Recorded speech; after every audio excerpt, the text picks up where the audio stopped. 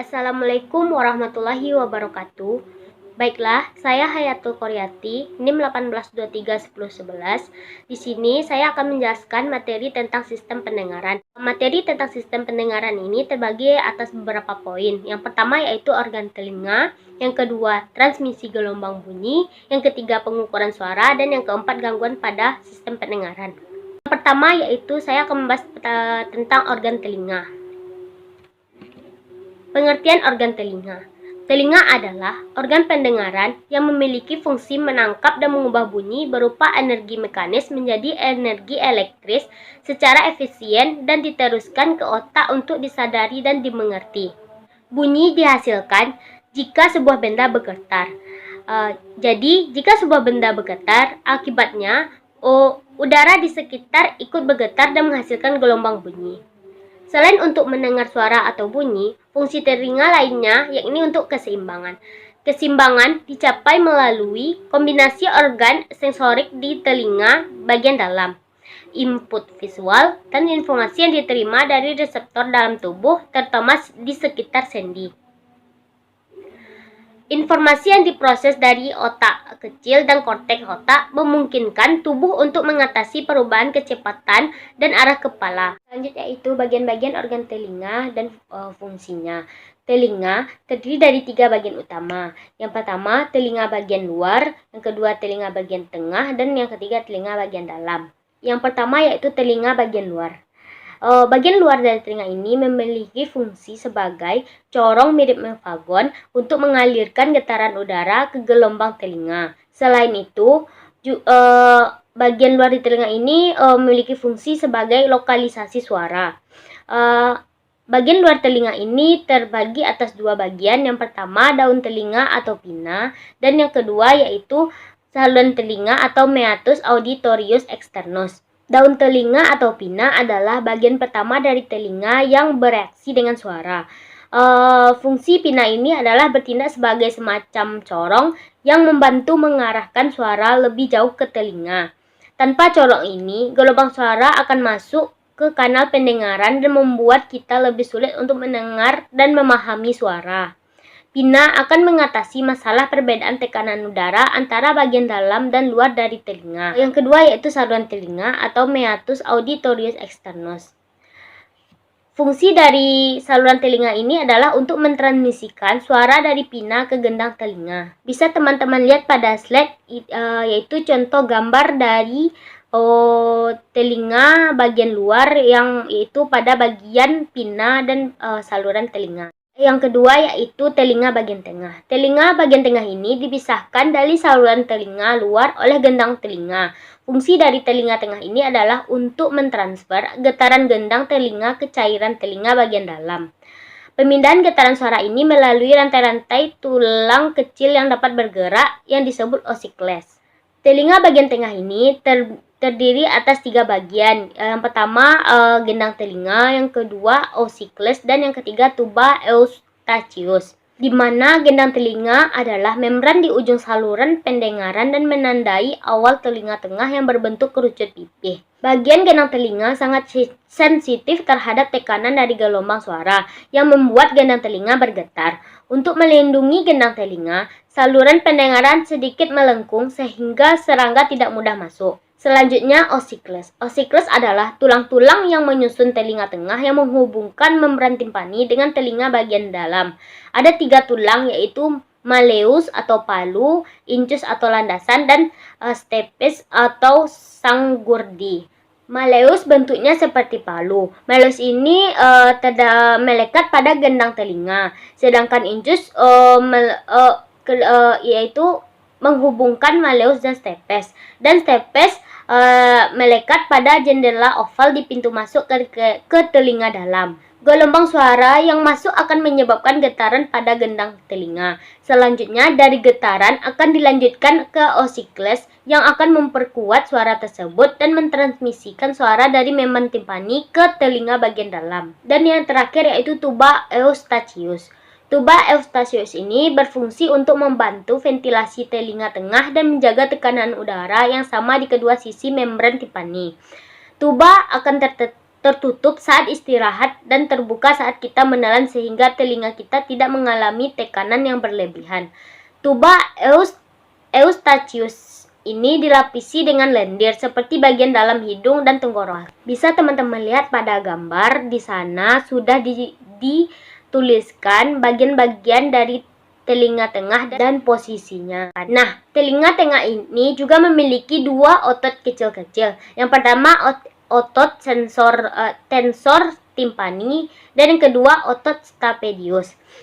Otot tensor timpani ini melekat pada malleus dan menjaga agar gendang telinga tetap menempel. Sedangkan otot stapedius ini melekat pada stapes dan menstabilkan hubungan antara stapedius dengan jendela oval. Dan yang ketiga yaitu telinga bagian dalam. Telinga bagian dalam ini adalah bagian terakhir dari telinga yang memungkinkan kita untuk menerjemahkan gelombang suara menjadi informasi yang dapat dikenali. Telinga bagian dalam ini terdiri dari 3 bagian, yaitu koklea, vestibular, dan semikular. Yang pertama yaitu koklea atau organ pendengar. Koklea merupakan saluran berongga yang berbentuk seperti rumah siput, terdiri dari cairan kental dan organ corti yang mengandung ribuan sel-sel kecil atau sel rambut yang memiliki rambut yang mengarah ke dalam cairan tersebut, di mana di koklea ini gelombang suara diubah menjadi impuls listrik yang dikirim ke otak. Dari otak kemudian menerjemahkan impuls ke dalam suara yang kita ketahui dan pahami. Selanjutnya yaitu vestibular. Vestibular ini adalah bagian penting lain dari telinga bagian dalam yang mengatur keseimbangan. Vestibular ini terdiri dari utrikel dan sakul, yaitu sel rambut yang menjaga keseimbangan posisi kepala terhadap gaya gravitasi. Dan mereka juga biasa disebut sebagai reseptor gravitasi. Biasanya gangguan pada vestibular ini atau infeksi pada telinga bagian dalam ini dapat menyebabkan vertigo. Dan yang terakhir yaitu semikular. Semikular adalah saluran setengah lingkaran yang terdiri dari 3 saluran berbeda, yaitu kanalis semicircularis horizontal, yang kedua kanalis semicircularis vertikal atas, dan yang ketiga kanalis semicircularis vertikal belakang. Di mana pada masing-masing kanalis ini terdapat ampula, dan ampula ini berfungsi mengatur keseimbangan dinamis yang menentukan kesadaran posisi kepala saat terjadi getaran memutar atau rotasi. Materi selanjutnya yaitu tentang transmisi gelombang bunyi. Transmisi gelombang adalah gelombang yang diteruskan ke medium 2, di mana bunyi dapat didengar manusia melalui transmisi getaran bunyi. Transmisi getaran bunyi ini terdiri atas 2 macam, yaitu yang pertama transmisi hawa atau aerotimponal, dan yang kedua yaitu transmisi tulang atau kraniotimponal. Yang pertama yaitu transmisi hawa atau aerotimponal. Transmisi hawa ini adalah jalannya getaran melalui penghantar hawa atau udara. Jalannya getaran melalui penghantar hawa atau udara ini bisa dijelaskan. Yang pertama, sumber suara menggetarkan udara dan lalu masuk ke daun telinga. Setelah masuk ke daun telinga, dia menuju ke meatus acousticus externus. Lanjut dia menggetarkan membran timpani. Setelah dia menggetarkan membran timpani, dia menuju ke osikula auditiva. Lanjut dia menggetarkan perilimpe dan juga menggetarkan membran basalis serta organon sorti. Setelah ketiga bagian itu bergetar, dia menuju ke bagian selanjutnya yaitu membrana tectoria. Setelah dia sampai ke membrana tectoria, dia menstibulus ujung rambut neuroepitel. Lalu dia lanjut ke nervus cochlearis. Dan setelah sampai ke bagian nervus cochlearis, dia sampai ke otak atau lobus temporalis. Dan setelah sampai ke otak kemudian menerjemahkan impuls ke dalam suara yang kita ketahui dan kita pahami, dan kita pun akan sadar akan adanya bunyi. Dan yang kedua yaitu transmisi tulang atau kraniotimponal. Transmisi tulang ini yaitu jalannya getaran melalui penghantar tulang. Gimana proses dari jalannya getaran melalui penghantar tulang ini adalah yang pertama, getaran sumber suara menggetarkan tulang kepala. Lalu dia juga menggetarkan perilimpe pada skala vestibul. Lanjut setelah itu dia sampai ke skala timpani. Setelah dia sampai ke skala timpani, dia akan lanjut ke seperti penghantar melalui udara atau hawa yang sudah saya jelaskan sebelumnya. Materi selanjutnya yaitu pengukuran suara. Pengukuran suara ini bisa diukur melalui tiga bagian. Yang pertama yaitu melalui sound level meter, yang kedua yaitu intensitas bunyi, dan yang ketiga yaitu taraf intensitas bunyi. Yang pertama yaitu sound level meter. Sound level meter ini adalah suatu perangkat alat uji untuk mengukur tingkat kebisingan suara. Hal tersebut sangat diperlukan terutama untuk lingkungan industri. Contohnya pada industri penerbangan. Pada industri penerbangan ini, di mana lingkungan sekitar harus diuji tingkat kebisingan suara atau tekanan suara yang ditimbulkannya. Gunanya yaitu untuk mengetahui pengaruh dari kebisingan suara itu terhadap lingkungan sekitar. Bisa teman-teman lihat pada slide, yaitu di sana ada gambar dari alat sound level meter. Cara menggunakan dari alat sound level meter ini yaitu yang pertama-tama, aktifkan alat ukur sound level meter. Lalu pilih selektor pada posisi phase untuk jenis kebisingan continue atau berkelanjutan, atau selektor pada posisi slow untuk jenis kebisingan impulsif atau yang terputus-putus. Kemudian pilih selektor range intensitas kebisingan. Kemudian tentukan area yang akan diukur. Setiap area pengukuran dilakukan pengamatan selama 1-2 menit dengan kurang lebih 6 kali pembacaan. Setelah hasil pengukurannya tertera pada monitor, kemudian tulis hasil pengukuran dan hitung rata-rata kebisingannya. Maka akan diketahui hasil pengukuran dari kebisingan tersebut. Dua yaitu intensitas bunyi. Intensitas bunyi ini adalah energi gelombang bunyi yang menembus permukaan bidang tiap satu satuan luas tiap detiknya. Apabila suatu sumber bunyi mempunyai daya sebesar P watt, maka besarnya intensitas bunyi di suatu tempat yang berjarak R dari sumber bunyi dapat dinyatakan dengan rumus yaitu I sama dengan P per A, atau I sama dengan P per 4 pi R kuadrat, di mana I adalah intensitas bunyi, satuannya watt per meter kuadrat, P adalah daya sumber bunyi, satuannya watt atau joule per sekon, A adalah luas permukaan yang ditembus gelombang bunyi, satuannya meter kuadrat, dan R adalah jarak tempat dari sumber bunyi dengan satuan meter.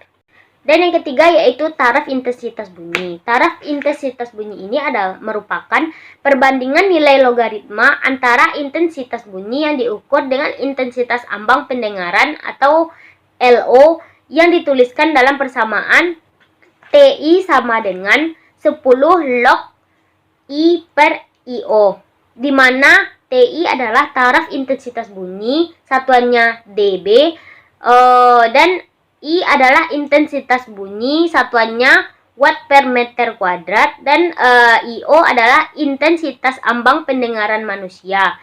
IO ini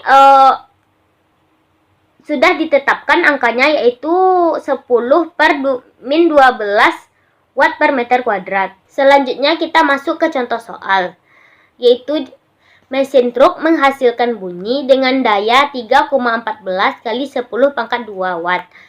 Berapakah intensitas dan taraf intensitas bunyi mesin tersebut jika didengar orang pada jarak 5 meter? Bisa diketahui pada soal, yaitu di mana P-nya sama dengan 3,14 dikali 10 pangkat 2 watt, R-nya 5 meter, V sudah ketetapan yaitu 3,14 dan LO sudah ketetapan yaitu 10 pangkat min 12 watt per meter kuadrat. Dan yang ditanya yaitu intensitas atau I dan taraf intensitas bunyi yaitu TI. Yaitu jawab. Pertama, kita mencari intensitas bunyi. Dimana sudah saya jelaskan pada slide sebelumnya, rumus dari intensitas bunyi ini adalah I sama dengan P per 4VR kuadrat. Bisa teman-teman masukkan dimana P ini 3,14 kali 10 pangkat 2 watt per 4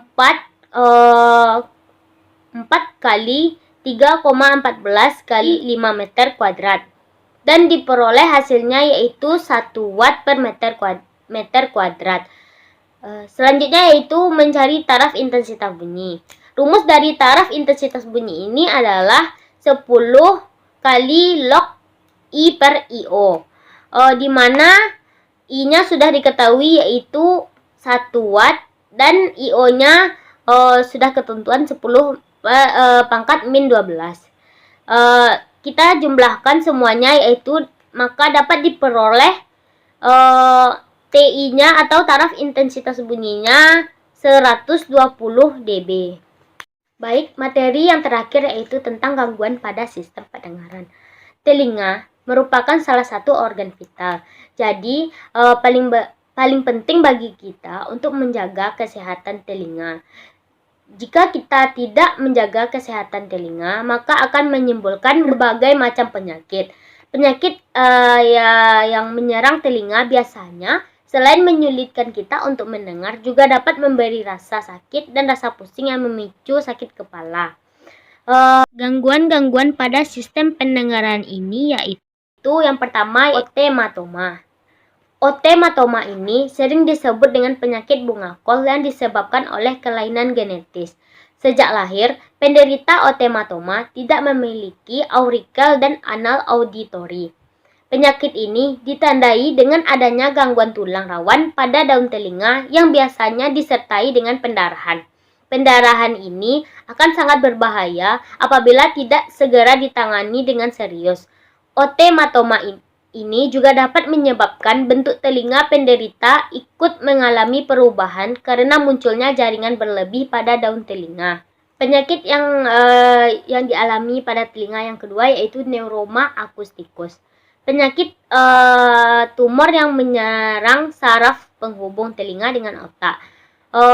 Neuroakustikus ini memiliki gejala awal berupa gangguan saraf pendengaran, telinga berdengung, serta hilangnya keseimbangan. Penderita neuroma akustikus ini biasanya memiliki gejala awal berupa gangguan saraf pendengaran, telinga berdengung, serta hilangnya keseimbangan.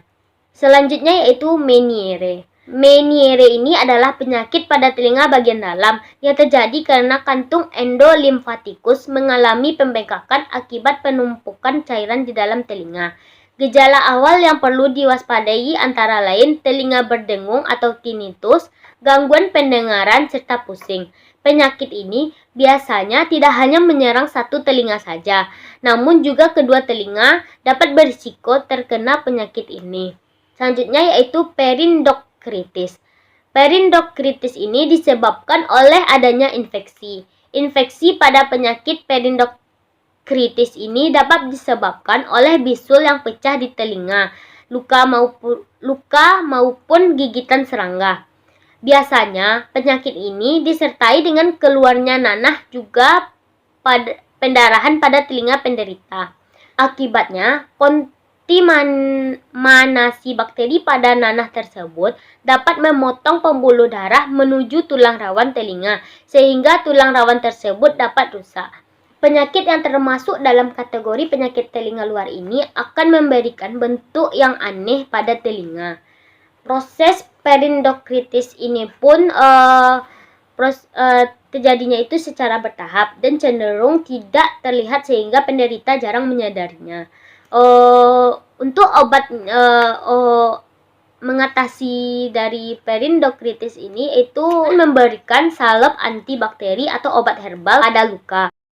Penyakit selanjutnya yaitu infeksi telinga. Infeksi telinga ini merupakan jenis penyakit telinga yang umum terjadi. Infeksi telinga ini dapat disebabkan oleh bakteri dan virus yang masuk ke telinga manusia.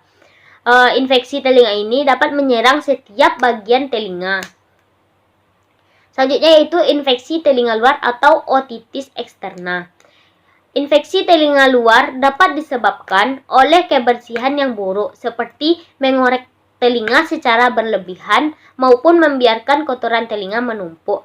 Gejala yang muncul pada infeksi telinga ini berupa sakit pada telinga dan sakit saat membuka mulut serta gangguan pendengaran apabila terjadi pembekakan pada liang telinga. Penyakit yang selanjutnya yaitu infeksi telinga tengah atau otitis media. Biasanya, otitis media ini disebabkan oleh infeksi saluran pernafasan karena virus dan bakteri penyebab infeksi ini menyebar dan melewati saluran eustachius. Karena infeksi ini menyebar dan melewati saluran eustachius, hal ini menyebabkan gangguan berupa peradangan, pembekakan saluran, hingga gangguan pendengaran. Penyakit ini lebih sering menyerang anak-anak dikarenakan saluran eustachius anak-anak lebih pendek dan lebih datar sehingga memudahkan penyebaran kuman. Penyakit ini harus diobati dengan baik karena penyakit ini dapat berlangsung lama, berisiko merusak osikles atau tulang telinga tengah dan bahkan menyebabkan gendang telinga pecah. Penyakit selanjutnya yaitu tinnitus. Gejala yang ditimbulkan pada tinnitus ini seperti desiran, dengungan maupun suara lain di dalam telinga. Sebenarnya, penyakit ini tidak begitu mengganggu, namun apabila dibiarkan dapat menimbulkan penyakit yang sangat berbahaya seperti munculnya tumor pada telinga. Meskipun demikian, risiko munculnya tumor ini sangat jarang terjadi karena kebanyakan orang akan cepat tanggap dalam menangani tinnitus. Penyakit ini biasanya muncul dengan sendirinya ketika penderita sudah terbiasa dengan tempat bising. Penyakit selanjutnya yaitu kanker telinga luar. Kanker telinga luar ini menyerang jaringan kulit dan terjadi di tepi bagian atas telinga bagian luar yang terlihat dari adanya luka koreng yang tidak teratur dengan pengerasan kulit. Koreng ini dapat terjadi selama bertahun-tahun dan disertai dengan adanya pembekakan atau benjolan di leher. Biasanya, kanker jenis ini disebabkan oleh paparan sinar matahari langsung dalam jangka waktu yang panjang. Selanjutnya yaitu kanker di liang telinga. Penyebab dari kanker di liang telinga ini belum pasti, namun biasanya dikaitkan dengan sejarah kanker pada telinga luar.